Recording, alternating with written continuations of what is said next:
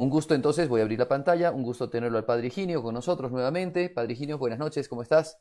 ¿Qué tal? Buenas noches. Muy bien, bueno, ya con todo el deseo de que empecemos esta transmisión acerca de este tema que es realmente importantísimo para quien quiere leer la Sagrada Escritura y dedicarse un poco también a la lectura bíblica, ¿no? Porque tenemos que diferenciar a la Sagrada Escritura de otros libros, ¿cierto? En la iglesia, si bien hay libros hermosos como las Confesiones de San Agustín, como el libro de Tomás de Kempis, como las Confesiones, como el magisterio de la Iglesia, ¿no? Qué sé yo, los escritos del Papa Benedicto, del Papa Juan Pablo, del Papa Pío XII, y tantas cosas, el concilio, digamos, los grandes concilios de la Iglesia, tantas obras patrísticas. Sin embargo, la Sagrada Escritura tiene una relevancia del todo particular. Entonces, la primera cosa con la que queremos empezar, o con la que yo empezaría, padre, es preguntándote, como ya para darte pie para que tú nos empieces a instruir en este tema de la inspiración bíblica, es ¿qué cosa hace que nosotros distingamos y sepamos, o sea, en esto ver bien claramente, qué cosa hace que nosotros distingamos entre un libro, entre los libros bíblicos, ¿cierto? Y los libros que no son bíblicos. Y a partir de eso se entiende que ya se puede hablar acerca de la inspiración. Bueno, el primer paso es, después vamos a volver sobre eso, es como si es posible la inspiración, cómo Dios puede hablar a través de hombres o seres humanos, pero tu pregunta va más, hoy nosotros decimos estos libros son inspirados, estos no, en concreto los libros de la Biblia decimos son inspirados. En última instancia, el, es por el testimonio de la iglesia. La iglesia dice qué libros son inspirados y cuáles no. Te agrego algo para dar un ejemplo. Los libros del Nuevo Testamento, porque los del Antiguo en gran parte los compartimos también con el pueblo judío, con el pueblo hebreo. Los libros del Nuevo Testamento, tres criterios que siempre la iglesia consideró fue el origen apostólico, el hecho de catolicidad, universalidad, o sea, aceptados por todos, el hecho de la ortodoxia, es decir, que enseñan la fe y la moral de sin error, y también el uso litúrgico, que hayan sido usados en la liturgia. Tenemos un ejemplo, el Evangelio de Juan, origen apostólico, lo escribe uno de los apóstoles que estuvo en contacto con el Señor, el discípulo amado. Decimos catolicidad fue aceptado en la iglesia, leído sea en Oriente, en Occidente, ya desde los primeros siglos traducido a otras lenguas. El hecho del uso litúrgico lo utilizaban con las cartas de San Pablo, que cuentan cómo las leían cuando se reunían los cristianos, y la ortodoxia se enseña verdades de fe. Distinto, por ejemplo, de los evangelios que ahora llaman apócrifos, Uh -huh. por dar un ejemplo. Claro. Eso sería, en última instancia, sabemos cuáles libros son inspirados porque la iglesia los ha reconocido como tales. Bien. Entonces, ¿y en qué consiste, entonces ya adentrándonos un poco en el asunto, qué cosa es la inspiración? ¿No? Porque nosotros, por ejemplo, cuando escuchamos un poema hermoso, ¿cierto? Cuando vemos que un artista o que un compositor de música ha hecho una gran obra, hablamos de que está inspirado, ¿no? Que ha tenido una inspiración maravillosa para poder realizar esa obra. Eh, ¿Qué cosa se entiende por inspiración y cómo distinguirla con inspiración bíblica? Bueno, propiamente cuando hablamos aquí del término de inspiración, muy buena pregunta, estamos refiriéndonos a inspiración bíblica.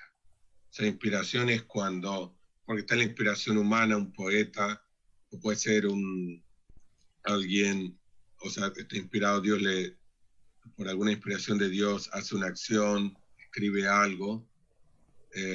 Todos sabemos que el Espíritu Santo puede actuar a través de nosotros y si somos fieles a las mociones, a las inspiraciones del Espíritu Santo, obramos las cosas de Dios. En este caso concreto, inspiración o inspiración bíblica, tiene una definición, pues algo muy particular y cae bajo lo que nosotros diríamos los carismas, como hay el carisma de profecía, porque por ejemplo un profeta habla palabras de Dios, movido por Dios, comunica un mensaje de Dios al pueblo. un profeta. Isaías, cuando reprocha al pueblo de Israel, o Jeremías, cuando dice, por ejemplo, ese texto tan conocido, tendréis un corazón nuevo, corazón de carne, o corazón de piedra. Bueno, es el profeta que escribe algo o da un anuncio de parte de Dios. O cuando ven hacia el futuro, o sea, cosas que van a suceder en el futuro, mueven o profetizan de parte de Dios. Ese es un carisma de profecía. En el caso de inspiración, estamos hablando un carisma, entonces una gracia particular dada por Dios a una persona, a un grupo de personas, no solo para hablar un mensaje de parte de Dios, sino para ponerlo por escrito. Ok. Eso sería cuando decimos inspiración bíblica, para resumir, o sea, sería el carisma, o sea, una gracia particular de Dios a determinada persona para que escriba el mensaje de Dios, que lo ponga por escrito. Ok. Ahora, yo volviendo sobre el asunto de la inspiración natural, ¿y en qué se diferenciaría? O sea, ya vemos claramente la diferencia, ¿no? Pero la inspiración natural, que es, antes decían, ¿no? Los griegos, ¿no? Las musas que te van dando ciertas notas, ciertos detalles, ciertas cosas como para que tú justamente quedes inspirado y puedas hacer tal o cual cosa. Existe una inspiración natural, o sea, hay... Exacto, sí. Bueno, tal vez lo voy a explicar del lado bíblico y se va a entender más. Porque, por ejemplo, digamos, un autor inspirado, escribe, hace un cuadro, o sea, pinta un cuadro, una persona hace una poesía, es su obra. O sea, puede haber tenido una inspiración o uno rezando tiene una inspiración del Espíritu Santo y uno escribe algo, es mi escrito. Yo soy el que lo escribió. En el caso de la inspiración bíblica, es por el carisma, por la gracia, es una gracia particular, dijimos, el Espíritu Santo, esas gracias que se llaman gratis date, o sea, no es por que yo soy muy bueno, que yo hago cosas buenas, yo hablo bien, yo tengo mucha cultura, o lo que sea, sino es Dios elige a una persona porque Dios lo quiere elegir, más allá de quién es la persona o los méritos de esa persona, o de la cultura, la lengua que habla, digamos hebreo, en el caso de los profetas, o en el tiempo que haya vivido, le da la gracia que escriba, pero ese escrito es principalmente obra de Dios. Por eso cuando uno lee la escritura dice, o sea, son palabras inspiradas y decimos al final de leer un texto, aunque el autor sea San Pablo o sea Jeremías, decimos palabra de Dios. O bueno, en el Evangelio decimos palabra del Señor, Claro. pero es algo litúrgico. Pero esa es la diferencia principal.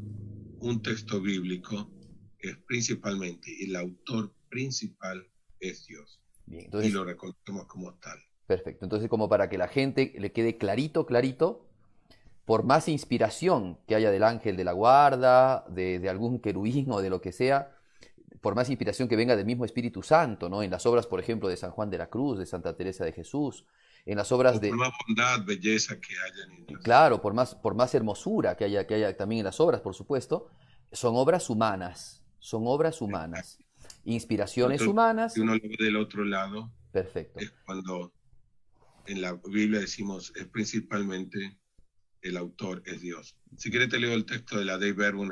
Estaría buenísimo, estaría muy bien, te escuchamos. Dei Verbum es el documento del Vaticano II que habla de la revelación, porque cuando hablamos de la escritura es la revelación de Dios puesta por escrito, distinto a la revelación que es de tradición oral, que es la tradición.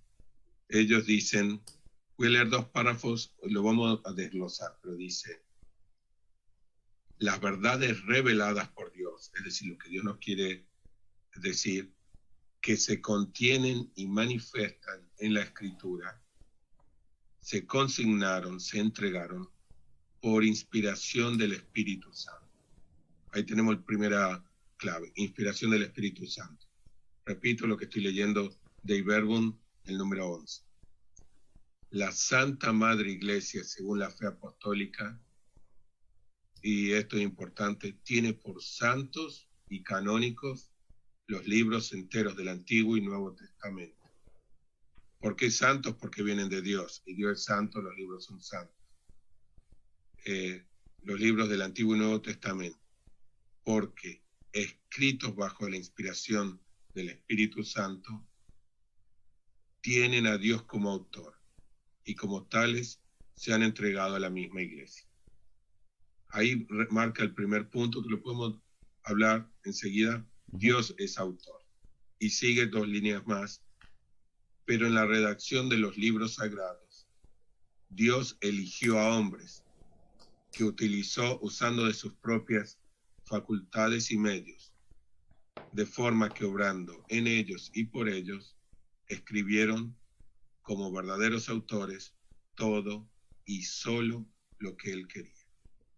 A ver, padre, vamos, quiero más o menos ajustar un poquito el asunto para que la gente Y que nos después hay esté... otro párrafo más que habla más acerca de los autores, porque el término lo podemos mencionar varias veces, pero el término que se usa para los autores inspirados es agiógrafo, o sea, escritores santos. El agiógrafo, el que escribió, agio significa santo, grafo escribir, el que escribe algo santo. Claro. Es un término técnico que lo usamos en relación a la inspiración bíblica, la inspiración que viene de Dios, y escriben un mensaje de parte de Dios en el cual Dios es el autor principal. Interesantísimo los términos entonces. Para que la gente lo sepa, lo remarcamos. Aquel escritor bíblico se le llama agiógrafo. No hay otros agiógrafos fuera de los escritores bíblicos. Son los únicos. Hoy también, pero es distinto cuando uno escribe una vida de un santo. Sí, bueno, la geografía, sí. pero acá un término muy técnico. La Exactamente. Es el escritor santo. Exactamente, sí, podría, por el sea, tema de agios del santo, el escritor del santo. El que escribió la escritura. Claro, perfecto. Entonces, sería Jeremías, Isaías, San Pablo. Sí. Claro, claro. A ver, entonces, propia y principalmente, el término agiógrafo es para aquellos escritores bíblicos, para aquellos que fueron inspirados y cuyo escrito no es palabra de hombre, sino palabra de Dios. Que eso es justamente el tema que vamos a tratar ahora. Esta es la clave de la inspiración. Exacto. Para entender. Pone por escrito la revelación. Perdón, te interrumpí. No, te escucho. No digo, el autor santo, el autor sagrado, que otro de los también dicen a veces el autor sagrado, escribe lo que Dios quiere que él escriba. O sea, él usa sus facultades, su inteligencia, su conocimiento, su lengua, pero escribe lo que Dios, o sea, Dios escribe en él y por él. Perfecto. Por eso es obra, el autor principal es Dios, y por eso la escritura, el autor es Dios, y es la diferencia de una obra poética que decimos, el autor puede ser San Juan de la Cruz, Santa Teresa o cualquier otro autor actual o que escribe historias, novelas, lo que sea. Perfecto. Entonces, ahora, un detalle más que dijiste y que me parece importante también para la gente, porque hemos estado viendo, el día de ayer estábamos viendo un poco la vida de San Ireneo de León y comentábamos cómo él tuvo gran relación, ¿no?, con San Policarpo, y en este sentido, dice Cuasten, por ejemplo, digamos, este escritor patrístico, Cuasten, dice que tuvo contacto con la apostolicidad de la Iglesia. Y San Ireneo de León, Policarpo dicen que era, claro, discípulo de San Juan el Evangelista, y que el mismo San Ireneo va contando, ¿no? Eusebio de Cesarea cuenta cómo San Ireneo, en distintos escritos, ha tenido contacto con San Policarpo, y que San Policarpo hablaba continuamente de San Juan el Evangelista, ¿no? De lo que había vivido con San Juan el Evangelista, etc. Entonces, y ahí San Ireneo habla de la tradición. Él utiliza el mismo término tradición, ¿no? Lo que ha recibido de los apóstoles y que él digamos, y que a través de Policarpo él sigue predicando, que es digamos, lo que el Señor ha enseñado. Entonces, tú acabas de decir entonces que la fe católica, la revelación, se ha manifestado de manera tradicional y también de manera escriturística, ¿cierto? Ahora, o sea, digamos, sí, o sea, revelación es Dios que se da a conocer a sí mismo. Verdades que algunas podemos conocer incluso por nuestra inteligencia, no sé, la existencia de Dios o la bondad de Dios, verdades que no podemos conocer. O sea, por ejemplo, la encarnación, la Trinidad. Bueno, esa verdad es el que Dios se da a conocer a sí mismo, se llama revelación, Dios que se da a conocer. De esa revelación, concretamente la Biblia sería la revelación escrita. La tradición es lo que sería la revelación que se transmite de modo oral. Por dar ejemplos, la liturgia, el cómo vivir muchas cosas en la fe, porque la escritura no está en la Biblia, hay muchas cosas, pero no está escrito todo. Claro. Mismo si uno lee los últimos capítulos de Juan, dice no todo ha sido escrito. Si se escribiese todo no alcanzarían los libros del mundo, o sea, no se podrían escribir todas las cosas. Bueno, la parte escrita es la Biblia, revelación que se pone por escrito. Muy bien. Y la otra es la parte de la tradición. Y después, si querés, leo, porque cuando uno lee San Ireneo, hoy estamos releyendo los textos, porque acerca de la inspiración no es algo moderno. Ya los padres de la iglesia hay muchísimos textos. Es más, hay textos de la Escritura, enseguida los leemos. San Pablo en la segunda Timoteo habla de la inspiración. Incluso San Pedro en la segunda carta habla de los escritos de San Pablo, e incluso si son difíciles de entender. Entonces, San Ireneo tiene un texto acerca de la inspiración, que lo mencionaste en contra de las herejías. Él tiene un texto, después lo podemos leer si quieres. Sí. Que habla del Espíritu Santo. Perfecto. Perfecto, bien. Entonces vamos avanzando. Tenemos entonces en la fe católica, porque los hermanos protestantes solamente hablan de la Biblia y de la sola Biblia, y de manera irracional, porque tú has dicho que en última instancia quien da la certificación de que la Biblia es palabra de Dios es la Iglesia. ¿Ok? Pero bueno, esto... Bueno, ahí... bueno, el tema, si quiere, lo menciono ahora, eso es más para otro... daría todo un programa el tema de los libros, cuáles son. De la canonicidad, claro. Exacto, pero... canonicidad. Pero, por ejemplo, si uno mira la Biblia, no dice cuáles son los libros. Claro. O sea, uno tiene los libros, pero no... ¿Cómo sé que estos son los libros y no otros? Claro. Y San Agustín tenía una frase muy conocida, pues la deben haber escuchado muchas veces, que él dice, yo no sabría cuáles son los evangelios, cuál es la escritura, si no me lo dijese la iglesia. La iglesia, claro, sí. Por eso, entonces... Y esa es la parte de la tradición. Exacto, entonces aquí tenemos que hablar de las dos cosas, porque las dos cosas van unidas, porque si no, la Biblia queda desenganchada, ¿no? Queda como un libro que es palabra de Dios, porque es palabra de Dios, y porque es palabra de Dios, y no hay ninguna razón. Pues tendríamos, para hacerlo, la revelación de Dios, revelación que sea modo oral, la tradición, modo escrito, claro, la escritura, pero van unidas. Exactamente. Ahora... Y se ayudan y se apoyan mutuamente. Si yo me quedo con uno solo, quité parte del mensaje. Claro, y vas a perder la posibilidad además de entender ese solo, ¿no? Al quitar parte del mensaje, lo que queda, no tiene, o sea, la tradición sola, sin la Biblia, hay cosas que no se entienden. Claro. Entonces ahí abre lugar a libre interpretación, cada uno lo interpreta, entiende lo que quiere, y no se conserva el mensaje de Dios. Exacto, bien. En la escritura, sin tradición, son libros y falta una parte. Claro. Que es la tradición.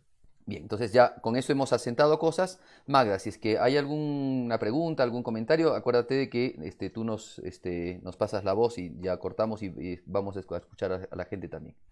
Bien, entonces sigamos un poco entonces ahora con el tema de la inspiración bíblica, ¿no? Ya más o menos has expuesto en qué consiste, cuál sería la definición de inspiración, la distinción entre inspiración bíblica y la inspiración humana, la diferencia entre el hagiógrafo y el inspirado natural, ¿cierto? Que es un instrumento de Dios. Muy bien.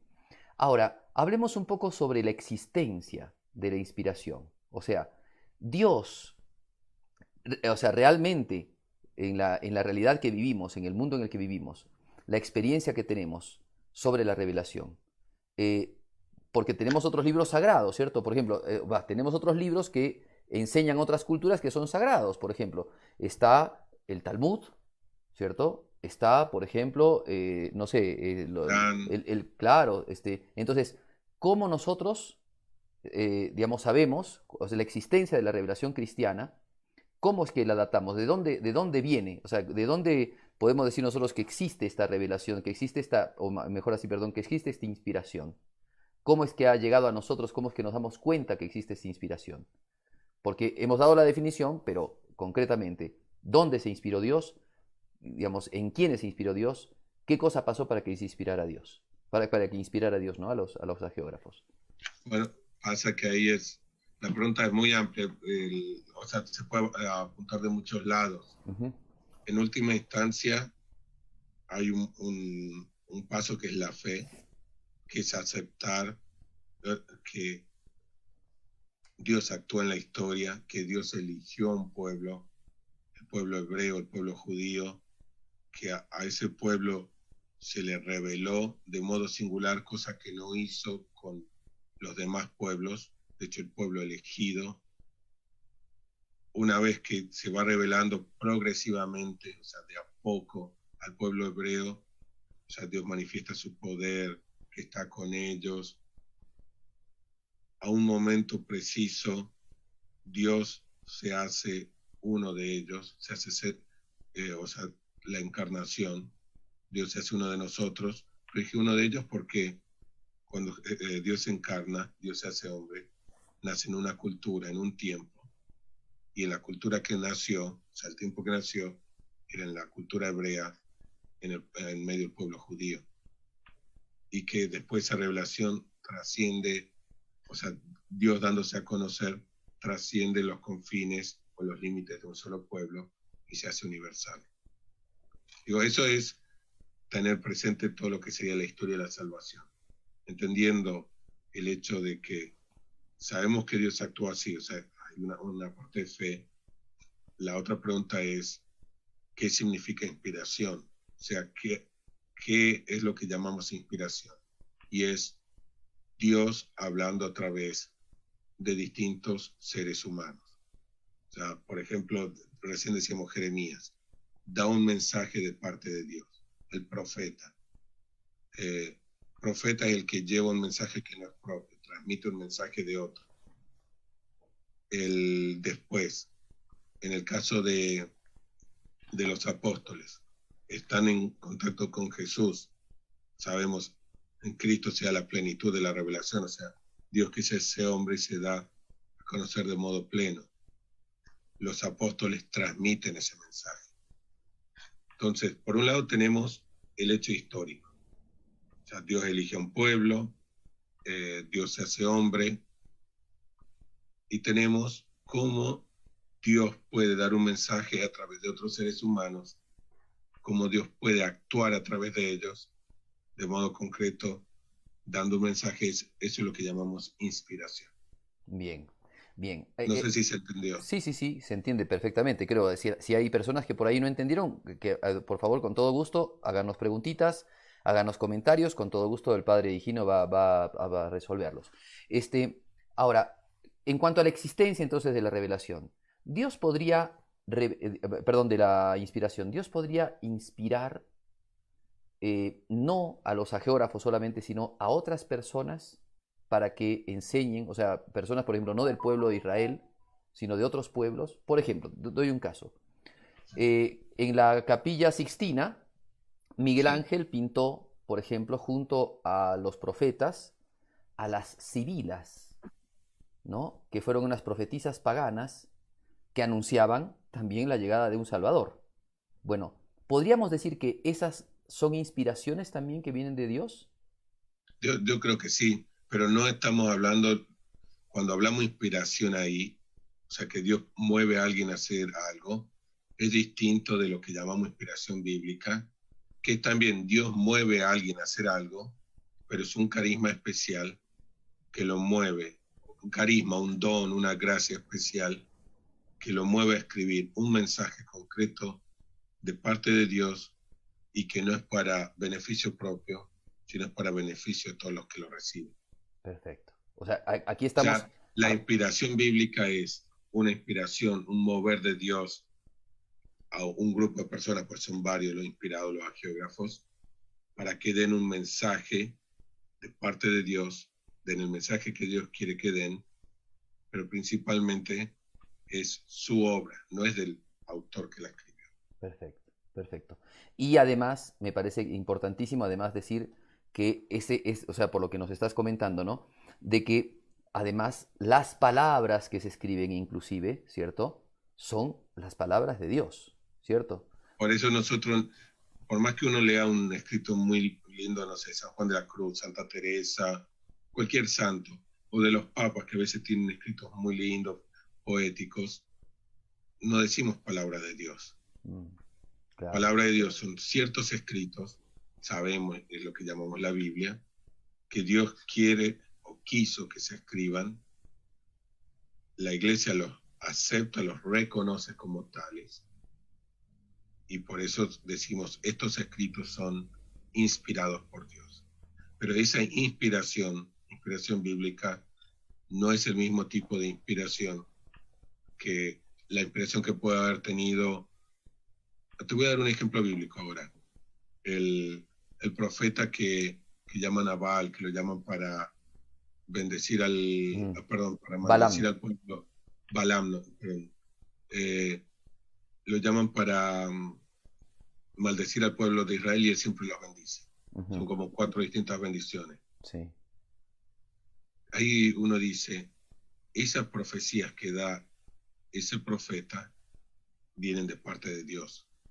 Bueno, después que han escrito en la Biblia y el libro es inspirado, pero ahí, por ejemplo, ese profeta cuando habló y bendijo al pueblo en vez de maldecirlo, si bien le habían pedido que lo maldiga los otros líderes que se habían juntado, bueno, cuando él bendice al pueblo, esa bendición, él obró movido por Dios. Claro. Es un tipo de inspiración. Claro, claro, está bueno, está bueno. Yo creo que ya la gente va entendiendo mucho más. O sea, yo por eso te preguntaba como para ajustar más el asunto, ¿no?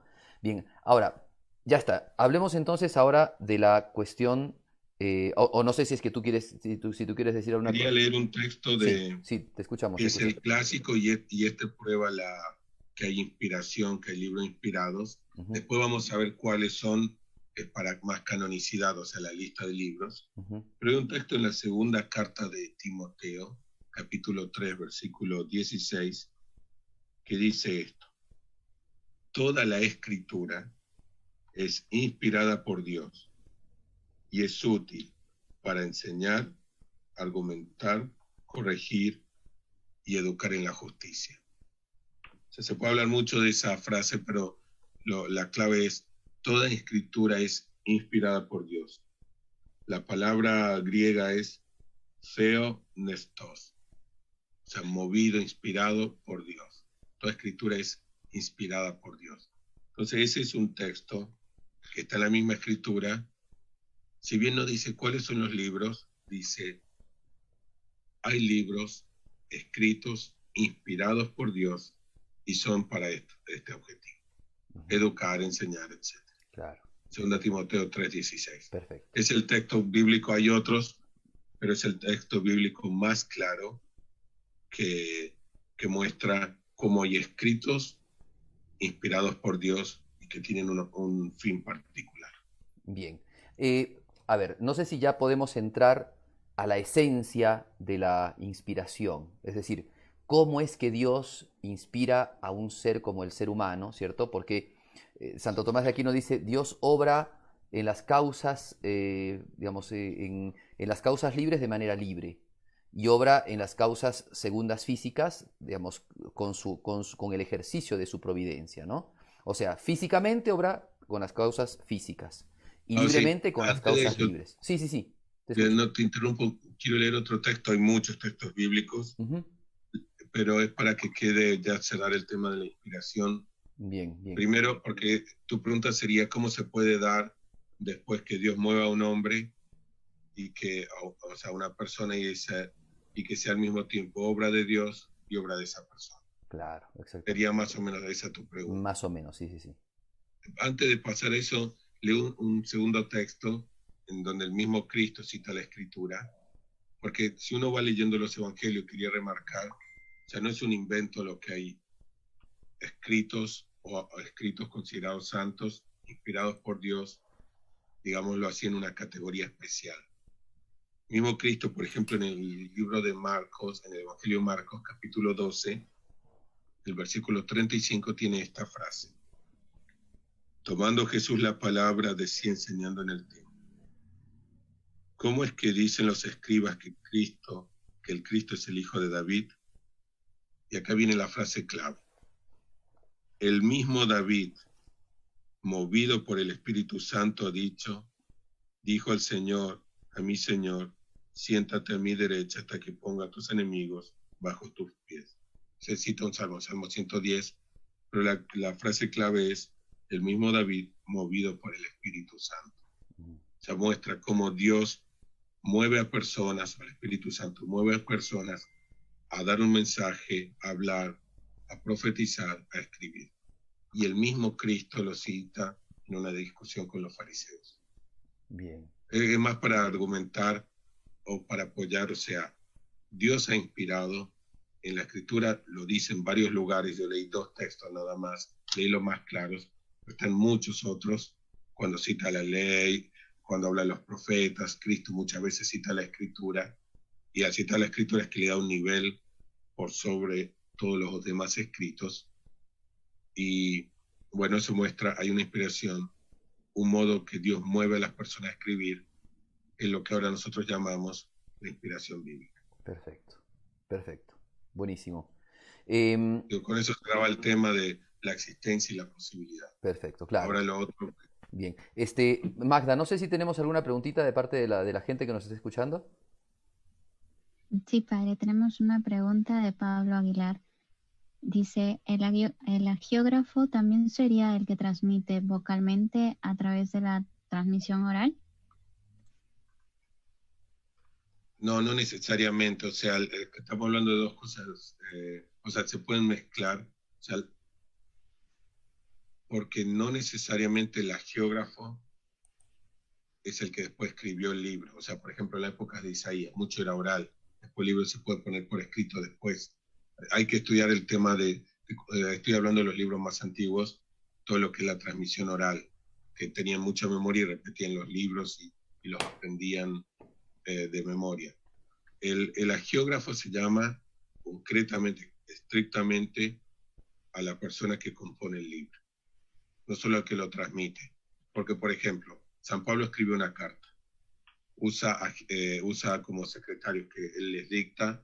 Si leen al final de la carta a los romanos, él mismo lo dice. Con una de las cartas San Pablo dice, esto lo escribo yo de mi puño y letra. Quiere decir que él dictaba y alguien escribía. Ahora, San Pablo manda su carta, la recibe alguien. Esa persona lee o repite el mensaje de San Pablo. Ellos no son agiógrafos. El agiógrafo es el que recibió esa gracia, movido por el Espíritu Santo, puso por escrito. No sé si se entendió la respuesta. Sí, porque además me parece que se une con la cuestión tradicional, ¿cierto? O sea, si bien los apóstoles también predicaron el Evangelio, lo predicaron de manera oral, lo transmitieron a las comunidades cristianas, pero es agiógrafo el que ha escrito y ha escrito movido por el Espíritu Santo. Los apóstoles porque todos los apóstoles predicaron el Evangelio. Claro, cuando predican el Evangelio, predican la palabra de Jesús, pero no están hablando la palabra de Dios, sino están comunicando lo que aprendieron de Jesucristo, lo están dando a conocer. Tal vez las palabras inclusive las pueden variar, aunque también lo que dices tú es una cosa muy cierta. La gente antigua no es como la gente de ahora, que tú me dices tu número telefónico y me lo olvidé en un ratito. La gente antigua tenía una grandísima capacidad de memorizar, y cuando se trataba de textos, memorizaban muchísimos textos, ¿no? Textos enormes, larguísimos. Sí. Entonces, inclusive actualmente en algunos lugares de África o de Oriente, también encontramos aún todavía personas que guardan muchísimas cosas y memorizan. Pero entendemos que los apóstoles, cuando predicaban el Evangelio, lo que habían escuchado de Jesucristo lo predican y hacían comentarios ellos y cosas así. Eso no era la palabra de Dios. La palabra de Dios la habían escuchado y la comunicaban también, pero es cuando escriben, cuando escriben inspirados por Dios, que ahí es cuando se convierten en agiógrafos, escribiendo la palabra misma de Dios, ¿cierto? Muy bien. Entonces creo que eso para que se entienda con lo que preguntaba Pablo Aguilar me parece que era, ¿no? Bien. ¿Alguna otra ¿Tenemos pregunta? otra preguntita? Sí, Magda. Sí, padre. Nos dice Martín Sarmiento, ¿cómo la Sí. cómo la iglesia da la veracidad de una inspiración a una obra o a un mensaje divino? Le comento porque, por ejemplo, a Santa Faustina no le creían que ella conversaba con Jesús. Entonces puede haber personas que tienen esa inspiración en estos tiempos de pandemia, pero como que la iglesia evalúa la veracidad. Bueno, ahí dio un paso, bueno, interesante porque cuando estamos hablando de la Biblia, voy a hacer una digresión antes de explicar cómo se puede hablar de inspiración, o sea, cómo Dios puede ser autor y un ser humano, digamos San Pablo, San Juan pueden ser autores al mismo tiempo y que sea obra de Dios y de los autores humanos. Pero ahí tocó, cuando yo hablé de inspiración, dije, inspiración cae bajo lo que es el carisma, es un don del Espíritu Santo, una gracia. Esta inspiración bíblica es una gracia muy particular referida a escribir la palabra de Dios, escribir la revelación, y es lo que se llama como la revelación, o ahora usamos términos, revelación pública de la iglesia, o sea, que terminó con el último apóstol. O sea, Dios que se da a conocer, Dios, la plenitud de la revelación en Cristo, la revelación pública y oficial termina con la muerte del último apóstol. Lo que la pregunta apunta, de verdad, Dios inspiró a muchas otras personas, a fundadores, a fundar órdenes, a Benedicto es en español, San Benito.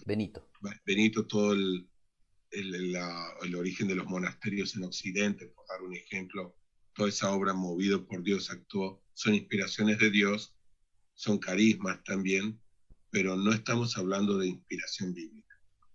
Y yendo más concreto, lo que puede preguntar revelaciones privadas, que es por ejemplo lo de Faustina, Sor Faustina, revelaciones privadas, o Fátima, revelaciones privadas, que luego la iglesia reconoce.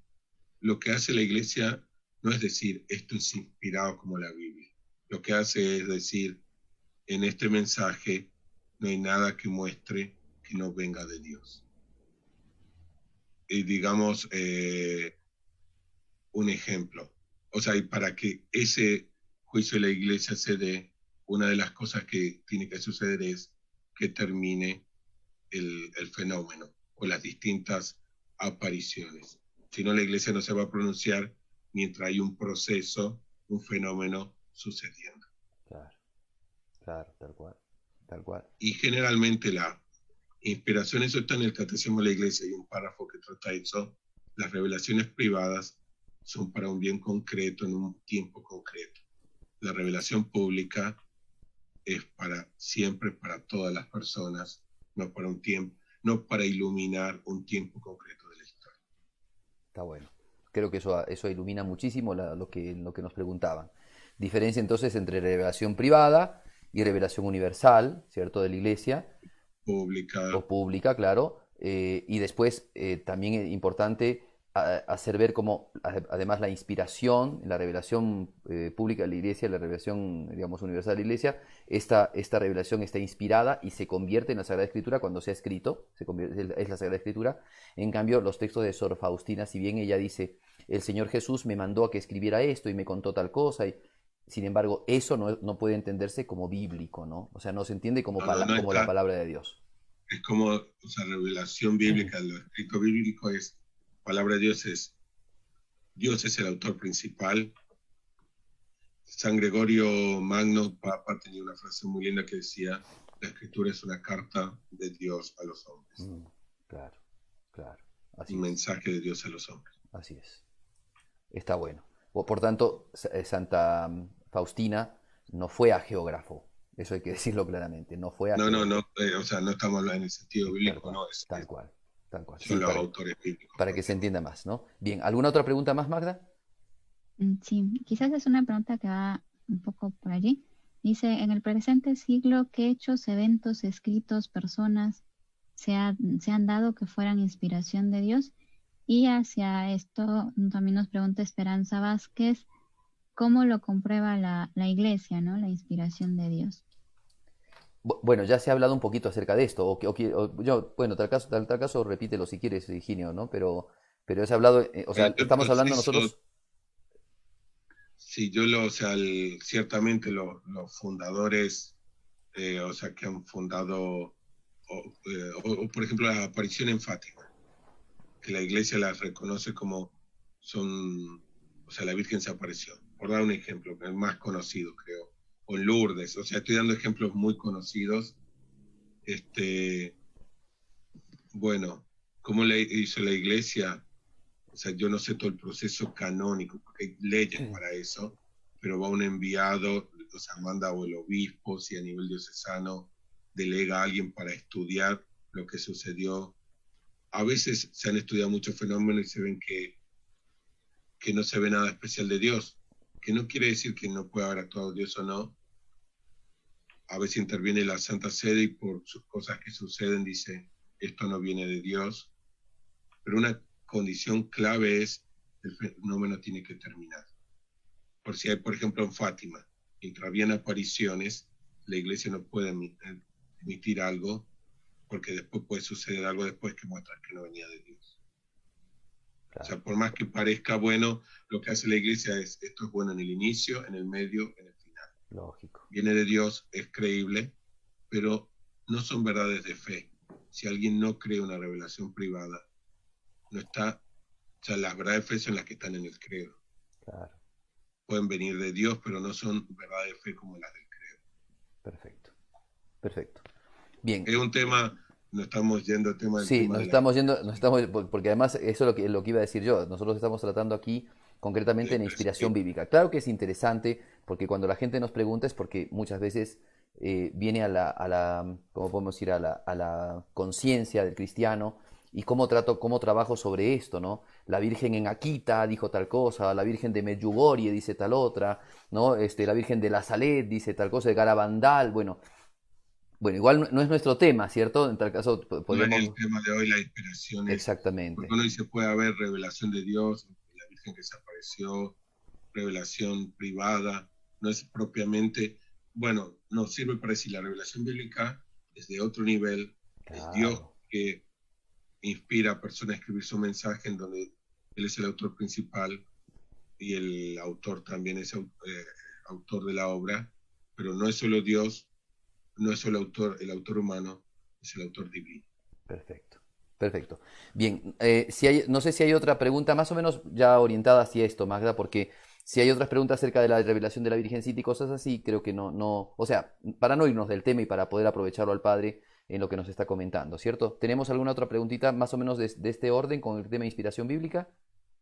No, padre. Bien, entonces sigamos un poco, Padre, acerca entonces de cómo funciona la inspiración. A ver, cuéntanos ya un poco más profundamente cómo es que Dios mueve, cómo el alma es movida, qué cosa sucede, digamos, cómo es todo este proceso, ¿no? Del carisma, digamos, profético, del Sí. carisma de inspiración.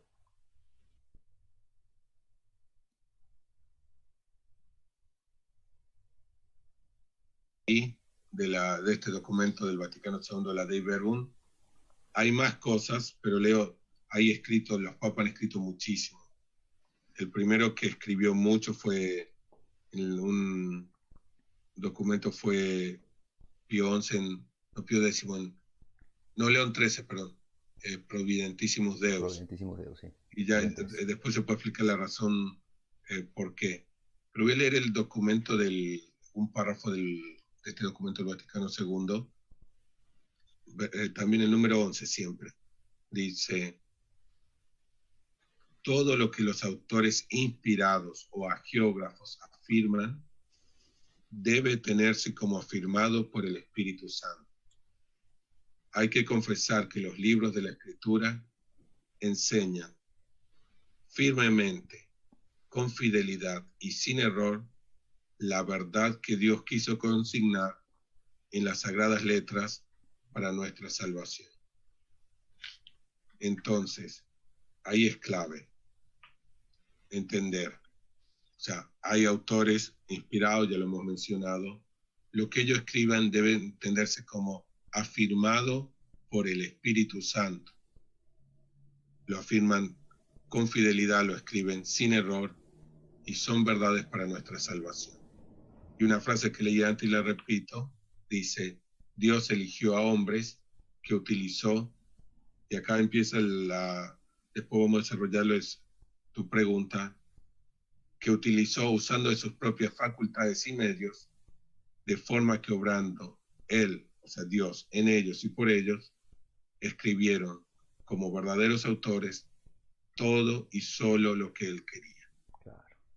Entonces, en estos textos se pueden desglosar, pero las ideas principales es, Dios es el autor, el autor humano es autor, Dios escribe a través de ellos, Dios utiliza sus facultades, sus conocimientos, para que escriban el mensaje que Él quiere, y lo que ellos escriben debe tenerse o entenderse como afirmado por el Espíritu Santo.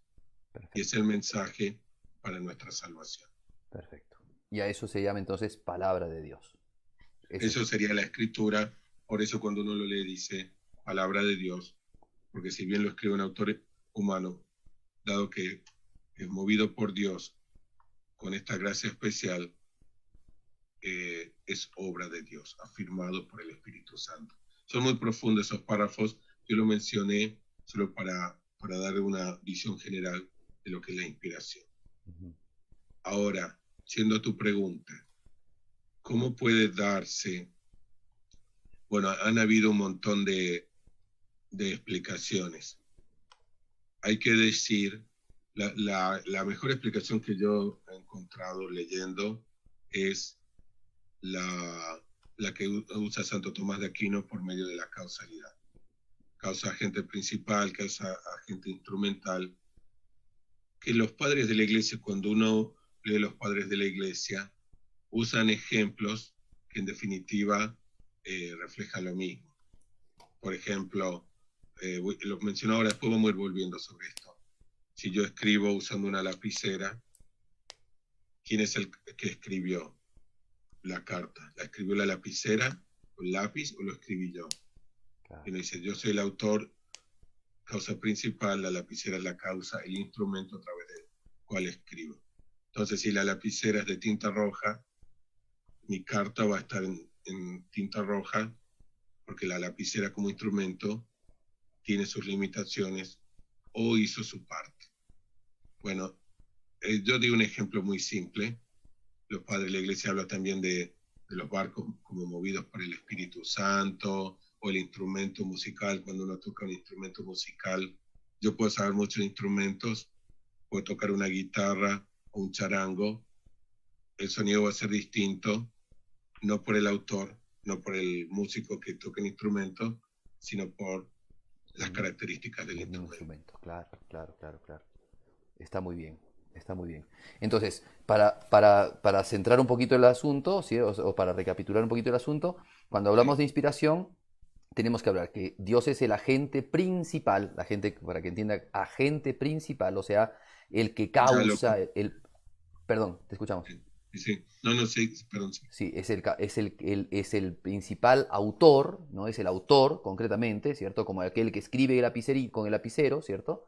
O el viento que mueve la nave, ¿cierto?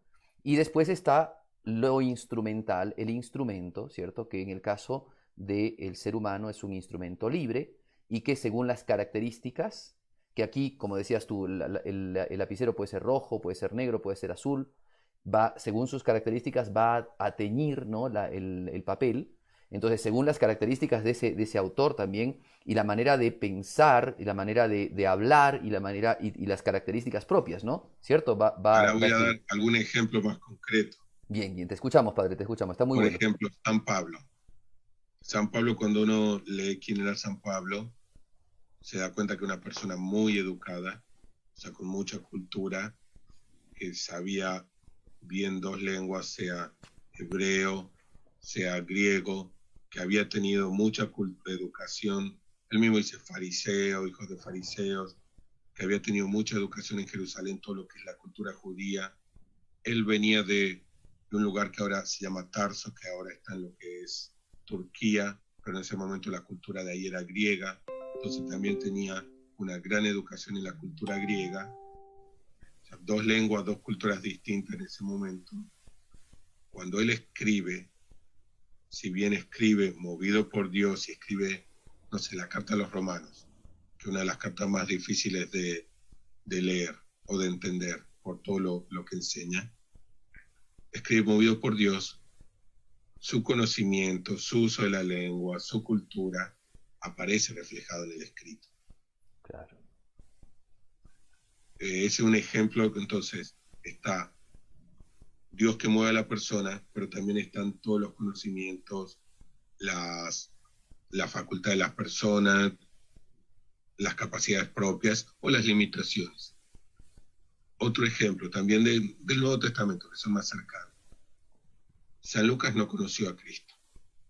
San Lucas fue compañero de viaje de San Pablo. Cuando él tiene que escribir sobre Cristo, él mismo dice, cuando uno lee los primeros versículos del Evangelio de Lucas, dice, yo hice una investigación, hablé con personas que conocieron a Cristo. O sea, él leyó cosas, se informó con testigos, con gente que conocía, y él pone por escrito después de informarse. Distinto San Lucas, que escribe Hechos de los Apóstoles y cuenta los viajes de San Pablo. Él acompañaba a San Pablo, él cuenta cosas que él vio y fue testigo. El mismo autor escribiendo dos libros de la Escritura, la parte que no conocía tuvo que informarse, la otra no. Bueno, ahí vemos, si bien Dios lo movió, lo inspiró a escribir, el hecho de que él tenga memoria, tenga inteligencia, haya experimentado, haya vivido, haya visto a San Pablo, él puede escribir de un modo, las cosas que no conoce, Dios lo inspiró a hacer una investigación, a hablar con gente, elegir cosas que escuchó y ponerlas por escrito. Ok, está muy bueno. Además pienso que ya aquí podemos dar ciertas conclusiones. También la manera de pensar de su época tiene que influirle, la cultura que tenía. La lengua, la cultura, la educación que tuvo. Por ejemplo, cuando uno lee los Evangelios Marcos, estoy poniendo ejemplo del Evangelio, voy a dar uno del Antiguo Testamento, enseguida, pero ahora Marcos. Cuando uno lee el Evangelio Marcos, si bien está en griego, uno lo lee y se da cuenta que el modo de pensar, de armar la estructura es más bien semita. El modo que une las oraciones, hay lo que se llama el que usa mucho y. A veces en las traducciones se pierde. Cuando uno lo lee en griego, ve y, Jesús hizo, y Jesús, y. Bueno, eso es algo como escriben o como razonan, es más propio de la lengua hebrea. Entonces uno ahí percibe que si bien el autor está en otra lengua, hay muchas cosas propias que quedan. Es como cuando nosotros tratamos de hablar una lengua que conocemos, pero si uno no maneja perfectamente la otra lengua, a veces con nuestra mentalidad armamos en nuestra gramática frases en otra lengua. No sé, yo quiero hablar, sí, no sé, italiano. Tal vez no sé toda la gramática italiana, uso palabras italianas con mi gramática española. Sí, claro. Algo parecido es Marco, el Evangelio de Marco, que está en griego, pero se ve toda una mentalidad hebrea. Pregunto una cosa, no sé si viene al caso, pregunto Sí. una cosa que alguna vez es una tesis que una vez la leí de no sé qué exégeta, que decía que él planteaba que en realidad podría haber un evangelio de Marcos arcaico, o sea que el verdadero evangelio de Marcos podría haber sido escrito en arameo y que solamente se llegó a la traducción del griego, o sea, lo que hemos llegado a recoger es el griego porque cuando se traduce al arameo, dice que se traduce de una manera increíble y es como que el evangelio hubiese sido digamos, un evangelio en arameo que después lo tradujeron, un semita lo tradujo al griego, ¿no? Una cosa así. Sí, eso es una de las... Sí, la ley, ya me voy a acordar quién es el autor. Hay algún autor, pero es uno sobre todo el que tiene esa teoría, pero es una teoría en concreto. Lo que tenemos es el Evangelio en griego. Que se refleja, que puede ser, bueno, yo no, porque este autor era experto en Qumran, se me voy a acordar, y manejaba muy bien hebreo, arameo, griego, y podían traducir de una lengua a otra, tranquilamente. No sé, o sea, tiene sus limitaciones, explica muchas cosas, pero hay otras cosas que no se explican, o que no son tan fáciles. Ok. Sí, igual, bueno, no viene al caso, pero un detalle también como para... No, sí, me acuerdo, ya me voy a acordar el nombre, es que es conocido, es sobre el origen, porque este autor también va estudiando el origen, lo que sería el Evangelio sinópticos, o sea, como hay tres evangelios tan similares, pero al mismo tiempo distintos, y propone que puede haber una base aramea para todos, o base hebrea. Claro. Explica la tradición sinóptica, pero si bien explica cosas, después quedan cosas sin explicar. Está bien, está bueno. O que le crea conflictos. Está bueno. Es discutida la teoría, pero me acuerdo que lo va analizando ya me voy a acordar el nombre. Ok, buenísimo. Bien, no sé a ver, si tenemos alguna pregunta más de la gente, algunas preguntas, Magda. Hay una que yo leí, que claro, es solamente para que refuerces un poco, padre. Rina Mercedes nos está preguntando, padre, dice, ¿quién designa a la geógrafo? Un poco como para que refuerces un poco, demos esta cuestión, ¿no? ¿Quién designa? Propiamente, o sea, el geógrafo, ahora lo llamamos geógrafo, es Dios, pongamos un ejemplo así se entiende, San Pablo.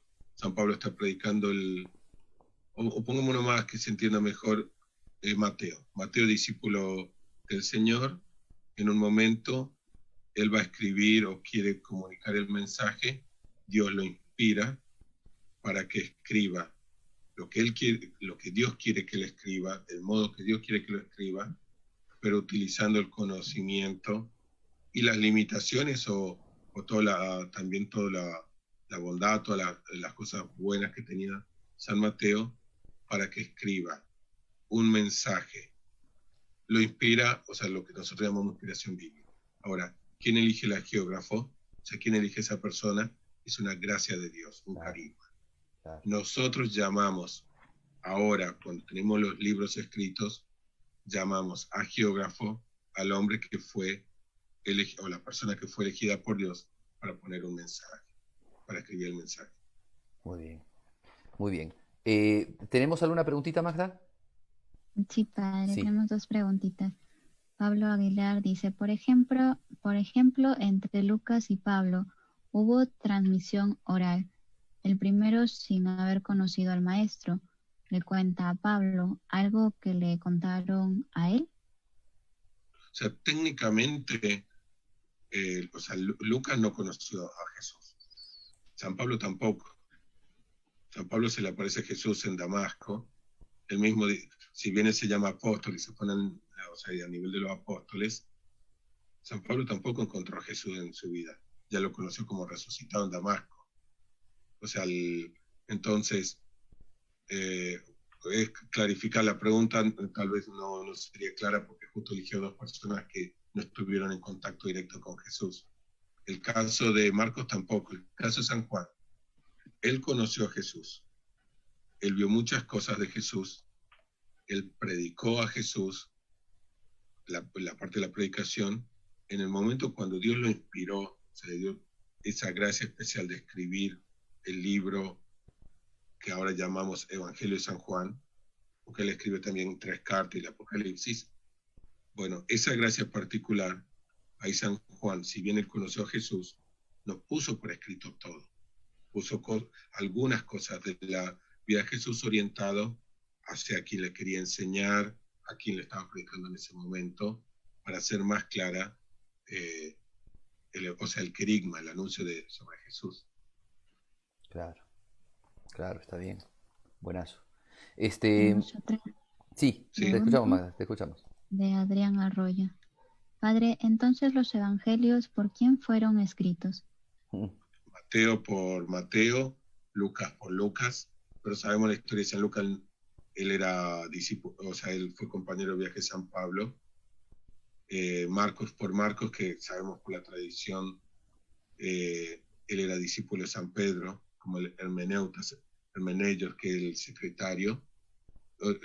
Estuvieron juntos predicando en Roma, y la tradición dice, Marcos puso por escrito las catequesis de Pedro, o sea, lo que Pedro predicaba, Marcos lo puso por escrito.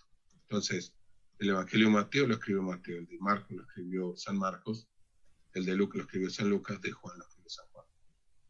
Claro. Igual, digamos, se sabe, o sea, según lo que sabemos por tradición, también al Evangelio de San Marcos le llaman el Evangelio de Pedro, porque Marcos escribe de lo que escribe Pedro, ¿no? O sea, porque Pedro predica, pero Marcos pone por escrito eso también está, uno de los, no era Policarpo, hay otro. Ireneo dice algo así, ¿no? Hay Ireneo y hay otros también, que citan mucho, ya me voy a acordar, uno de los primeros padres apostólicos, se llama, que estuvieron en contacto con los apostólicos, Papías. Ah, ok. Papías, que creo que dice eso, que Marcos fue como el secretario de San Pedro. Claro. Que Papías del siglo I. Eusebio de Cesarea, en Historia Eclesiástica, lo cita. Está bueno. Muy bien. Magda, ¿pregunta? Sí. Sí. Adrián Arroyo nos pregunta, ¿el Evangelio de San Juan es el único escrito por algún apóstol? San Mateo también. Claro, San Mateo. Claro. Pero San Mateo escribe, por ejemplo, San Mateo, porque escribe al pueblo judío, usa mucho la escritura, porque el pueblo judío le daba valor a la escritura. O sea, le da más valor. San Juan no cita tanto la escritura, porque está escribiendo más, o sea, orientado a otra gente, que no le iba a dar tanto valor como San Mateo cuando predica entre los judíos. Porque San Mateo en su mensaje, San Mateo también es uno de los apóstoles, trata de mostrar cómo Cristo es el Mesías. O sea, Dios hecho hombre, pero que es el Mesías prometido. Claro. Entonces usa cuando uno lee todo San Mateo, todo el uso que hace el Antiguo Testamento, principalmente Isaías, o sea, los profetas, lo que es la ley, el Deuteronomio, o sea, el Pentateuco, pero particularmente el Deuteronomio, es increíble todo el trasfondo bíblico del Antiguo Testamento en el Evangelio de Mateo. Pero ese es otro tema ya. ¿Hay alguna otra pregunta más? ¿Sí, Magda? Sí, te escuchamos. Sí. Pablo Aguilar les pregunta, es decir, ¿no tuvieron ayudantes al escribirlos? Sí, pueden haber tenido. El mismo San Pablo, él en las cartas, él habla de gente que escribe. Cuando uno lee, vayan al final las cartas de San Pablo, él va dictando. Entonces ahí hay todo un estudio. ¿En qué parte fue San Pablo autor y en qué parte fue el que copia lo que San Pablo le dicta? Y lo que se dice es, el autor es el que lo escribe. Pero ayudante, por ejemplo, si San Pablo va dictando la carta y una persona va escuchando a San Pablo y escribiendo lo que le dicta San Pablo, ese en el trabajo, en la parte que esa persona hace, también se extiende a esa persona el carisma de inspiración. Porque inspiración es todo el proceso. Inspiración no es una gracia que sucede ahora, no sé, yo ahora me viene y dice, o voy a llamar a esta persona que está enferma y hago una obra buena. Inspiración es todo, o sea, la inspiración, el carisma va desde que la persona se pone, San Lucas, habla con las personas, se informa de lo que sucedió, elige escribir algunas cosas y otras no. Todo eso es parte del carisma de inspiración. O sea, no es una gracia de un momento, gracia actual. Cubre toda la acción de San Lucas. Digo San Lucas por dar un ejemplo. Claro. Ahora, ya estamos casi a tiempo, padre. Nos falta 3 minutitos para terminar el programa. Wow. Sí, se nos pasó volando. Es que el tema realmente es muy bonito, muy interesante y creo que la gente ha estado también muy metida por las preguntas y porque se ha mantenido más o menos el número de personas que están en la conexión. Yo quería, a ver, no sé si quieres responderlo o si lo dejamos para después, pero yo quería preguntarte, hay ciertas teorías exegéticas hoy día que hablan de que, por ejemplo, digamos, las más ortodoxas, ¿no? Porque hay otras que ya directamente dicen que no fueron los apóstoles, que no fueron, sino que fueron comunidades apostólicas, pero no me meto con esa teoría, me meto con la que dice que por la manera de escribir, ¿no? Por ejemplo, en el Evangelio de San Marcos, parece que el Evangelio de Marcos terminó, o que Marcos, o que el geógrafo terminó digamos, en el momento en el que Jesucristo expira, ¿cierto? Dando un grito, expiró, y que No, ahí terminó hay el una Evangelio. teoría que termina en Marcos 16:8 y los últimos 12 versículos fueron agregados después. Perdón, es de la resurrección, ¿cierto? Porque cuenta O dos sea, cosas de la resurrección. Jesucristo resucita y cuando van las mujeres al Ah, sepulcro, sí, ahí está, sí. 16:8 termina ahí, y hay Ajá, otros pero si uno mira a Marcos hoy eh, llega al 16:20.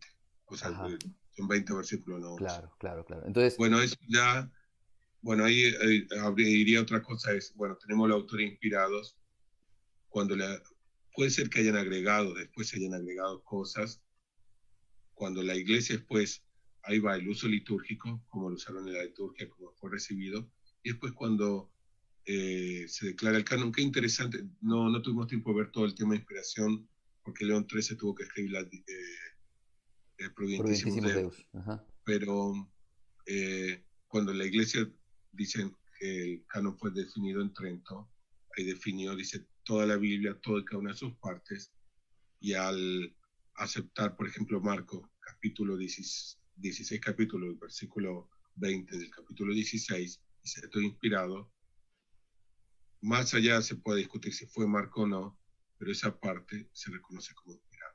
claro. Ya discutir si fue Marco el autor de esos versículos o no, o por ejemplo, Juan capítulo 8, algunos dicen un agregado posterior, Mm, o parte del capítulo 8, bueno, como inspirado la iglesia reconoce todo el Evangelio de Juan, los 21 capítulos. claro. Después, si Juan escribió esas líneas, si después alguien la agregó, ya abre otra discusión, pero son inspiradas y, y ahí se abre, fue Juan, fue otro que lo agregó después, fue el mismo Juan que lo tomó de otro, eso ya es otro capítulo. Perfecto, perfecto. Hemos tocado, me parece, de manera interesante, intensiva, y creo que se han más o menos respondido a las preguntas. Me parece que la cosa ha estado muy bonita, yo he estado muy entretenido y pienso que la gente también. Esperamos sus comentarios, por favor. Hemos tenido al padre Higinio que nos va a seguir acompañando, vamos a seguir tocando temas bíblicos, ¿cierto? Primero de introducción y después ya vamos a ver cuestiones de exégesis que son muy bonitas, muy profundas, que podemos ver, pero por ahora estamos dando temas de introducción. Nos tocaría ver, padre, canon bíblico, Sí, canonicidad de la canon, Biblia. canonicidad, eso podemos verlo. Podemos verlo en el siguiente capitulito, ¿cierto? Exacto. Muy bien, le agradecemos entonces al padre Higinio. Muchas gracias, Higinio, por la compañía, por la enseñanza. Y bueno, pónganos sus comentarios si les ha gustado digamos, el programita. Ahora, bueno, terminamos como siempre rezando las 3 Ave Marías y pidiendo la bendición. Padre, por favor, si nos puedes dirigir las Ave Marías y darnos la bendición. Te salve María, llena eres de gracia, el Señor es contigo. Bendita tú eres entre todas las mujeres, y bendito es el fruto de tu vientre, Jesús. Santa María, Madre de Dios, ruega por nosotros pecadores, ahora y en la hora de nuestra muerte. Amén. Dios te salve María, llena eres de gracia, el Señor es contigo. Bendita tú eres entre todas las mujeres, y bendito es el fruto de tu vientre, Jesús. Santa María, Madre de Dios, ruega por nosotros pecadores, ahora y en la hora de nuestra muerte. Amén. Dios te salve María, llena eres de gracia, el Señor es contigo. Bendita tú eres entre todas las mujeres, y bendito es el fruto de tu vientre, Jesús. Santa María, Madre de Dios, ruega por nosotros pecadores, ahora y en la hora de nuestra muerte. Amén. El Señor esté con ustedes, Y con tu espíritu. que lo bendiga Dios Todopoderoso, Padre, Hijo y Espíritu Santo. Amén. Muchísimas Amén. gracias. Gracias, Padre Gino, te agradecemos muchísimo la presencia, el habernos acompañado y el habernos enseñado esos temas tan bonitos bíblicos.